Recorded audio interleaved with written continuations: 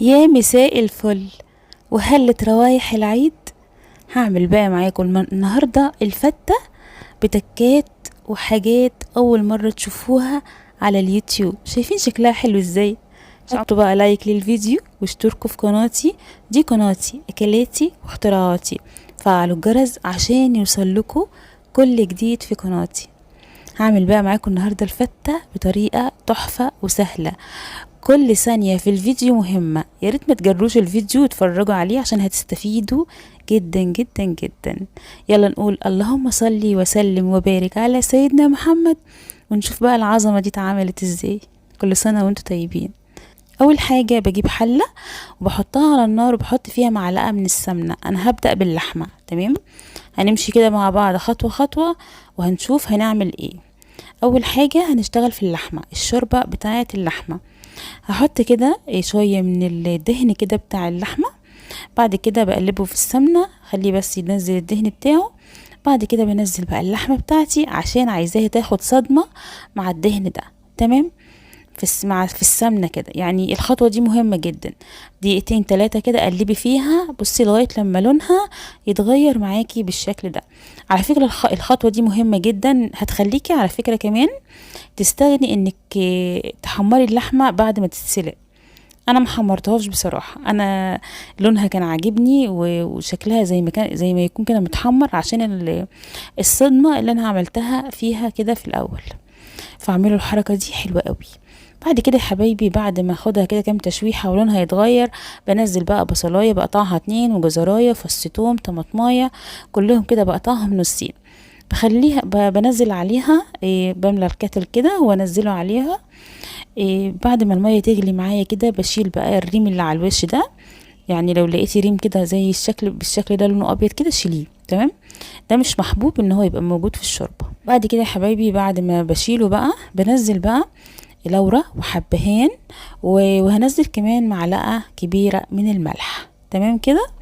بسيبها بقى تتسلق على نار يعني وسط كده، بسيبها بقى تتسلق براحتها خالص. بس كده غطي عليها بقى وتعالي نشوف هنعمل ايه تاني خطوة معايا بقى. هعمل الرز.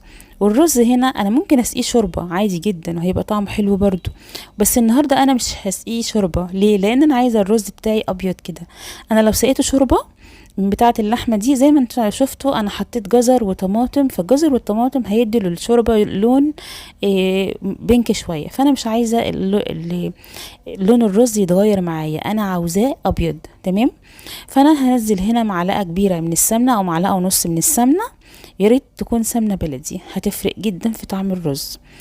بعد كده يا حبايبي بنزل بقى معايا هنا 3 كوبايات من الرز او حسب الكمية اللي انت هتعمليها بقى، تمام؟ بصوا بقى الخطوة دي مهمة جدا، عشان كده قلت لكم في اول الفيديو كل ثانية في الفيديو مهمة.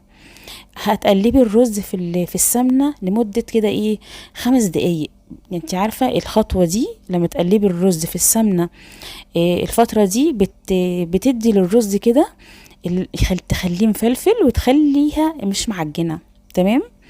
بصوا هتفرق جدا بجد في طعم الرز، وفي الاخر هتلاقيه مفلفل كده وجميل قوي وطعمه تحفة. لانه متشرب كده من السمنة كمان. بعد ما بتقلبيه كده لمدة 5 دقايق في السمنة، بتنزلي بقى. بصي انت عامله هنا 3 كوبايات من الرز، هتنزلي عليهم 3 كوبايات من الميه. انا حطيت 3 كوبايات ميه في الكاتل وخليته يغلي، نزلي عليه ميه مغليه، تمام؟ خليت الميه تغلي، بعد كده نزلتها على الرز. يعني كوبايتين رز عليهم كوبايتين ميه، كوبايه رز عليها كوبايه ميه، تمام؟ عشان يطلع معاكي مظبوط، ولا هو معجن ولا هو ني.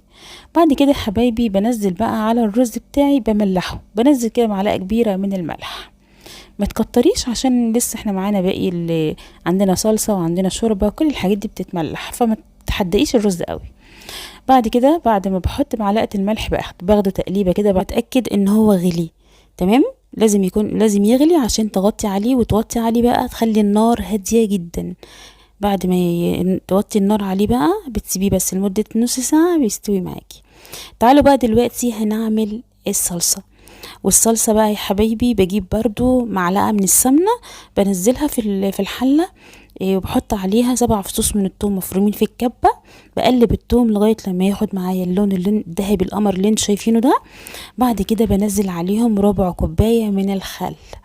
بعد كده بتملي الشفشق بتاع الخلاط. بتمليه بقى، بتحطي فيه طماطم، تعصريه تضربيه كويس، تصفيها من القشر والتفل. بعد كده بتحطيها على الثوم والخل. بعد كده حبايبي بنزل معلقه كبيره من الصلصه عشان تخلي كده تعزز لون الطماطم. بنزل كمان معلقه كبيره من السكر، والسكر مهم جدا عشان الحموضه، عشان ما يجيلكيش حموضه، وبيبقى حلو ميكس كده حلو قوي السكر مع الخل.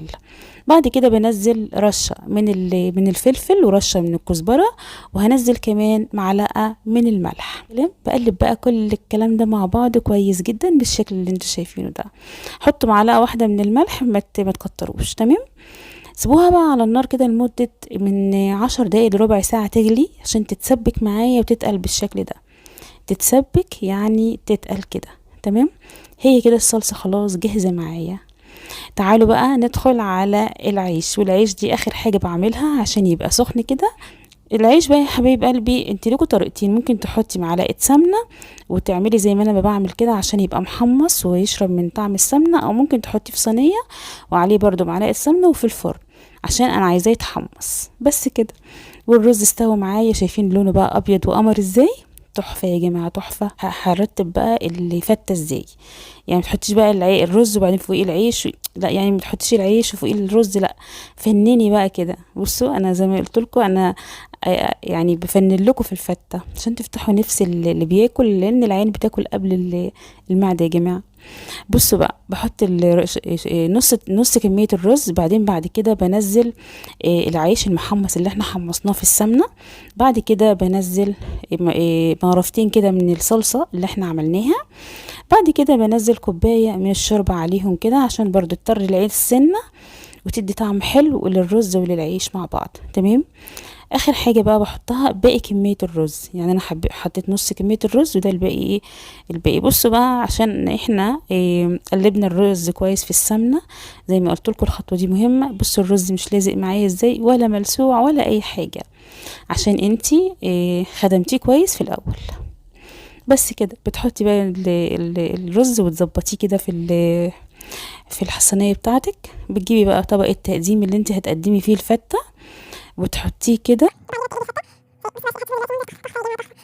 شايفين بقى الجمال؟ شايفين الحلاوة؟ تحفة تجنن بجد. جربوا بقى الفتة بطريقتي، وانسوا اي طريقة فتة شفتوها قبل كده على اليوتيوب. بعد كده يا حبايبي بنزل بقى الصلصة على الفتة كده من فوق. تمام. وانتي طبعا بتقدمي الفتة، بتحطي طبق صلصة كمان، وبتقدمي بقى الشوربة بتاعة اللحمة مع الفتة. بعد كده بصوا، انا ما حمرتش اللحمه يا جماعه، لونها ده من الصدمه اللي احنا عملناها فيها في اول الفيديو خالص واحنا بنسويها. يعني انا ما حمرتش اللحمه، اللون ده من الصدمه اللي هي خدتها في الاول خالص. شايفين بقى بألف هنا وشفا. يا رب يكون الفيديو عجبكم. عاوزاكم تحطوا لايك للفيديو، تشتركوا في قناتي، دي قناتي اكلاتي واختراعاتي. عاوزاكم تفعلوا الجرس عشان يوصلكوا كل جديد في قناتي. كل سنة وانتم طيبين، ربنا يجعله عيد سعيد علينا يا رب وعلى الأمة الإسلامية كلها. بحبكم قوي، واشوفكم ان شاء الله في وصفة جديدة وفيديو جديد. وباي باي، مع السلامة.